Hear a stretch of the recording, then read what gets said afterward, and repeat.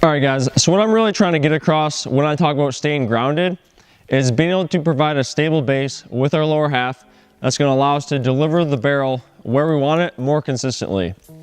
So essentially, what I'm talking about is being able to control our swing with our weight shift. And by keeping ourselves in the ground with our lower half, we're better able to do that. And again, cues are pretty hard to talk about. This is a feel, right? It's not a number. I can't just say, oh, well, you know, your exit velo went up 3 miles per hour, so you got better, right? This cue might help create that, but it's a little bit harder to communicate. So basically, what I'm talking about is if we go into our stride, and we saw in the video of Donaldson right up above earlier in this article,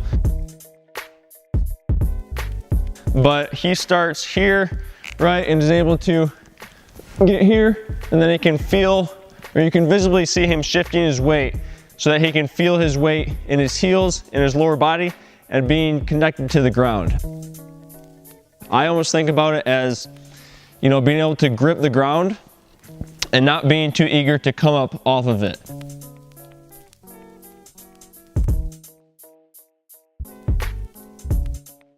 So basically, like for me, what I'm trying to think about is as I stride out, I'm almost trying to push into the ground, right, and continue pushing into the ground all the way through my rotation.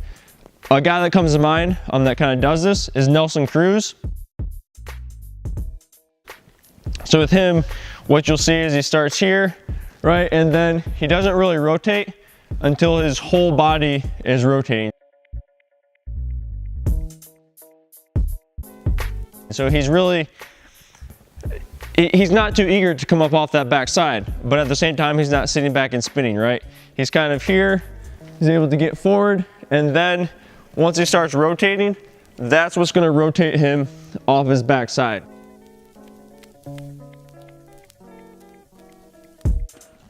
So it's more like here, and then, right, once he goes to initiate rotation, he's gonna come up off of his heel, but he's not actively trying to open his lower half into landing. And I think that's really what this is about is, you know, we also saw in the Acuna video where on his take, right, he got way out here and his heel is still on the ground. He's not too eager to get into this position right here, which is a mistake that I think a lot of hitters make, right? Because then you're losing that connection with the ground and you have nothing to initiate your swing after that point.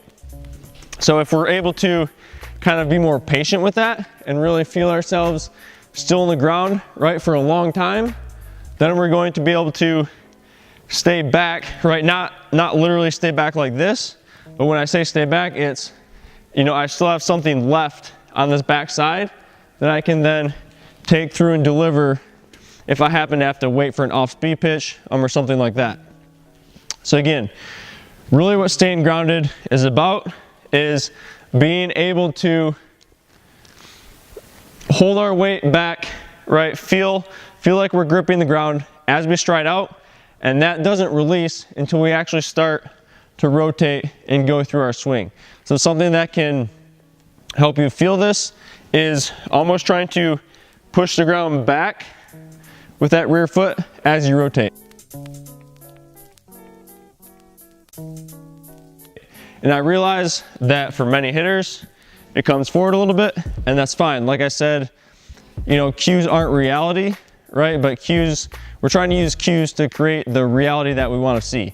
So it might not be that you visibly actually do that, but the feel or the thought of trying to do that might help you stay grounded a little bit longer in that rear leg and be able to control that weight shift a little bit better versus getting here early and then just spinning off to the left, right? We're trying to maintain that connection with the ground until we go to initiate our swing.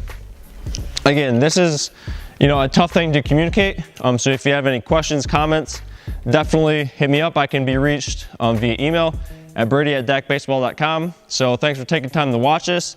And again, let me know if you have questions on this particular cue.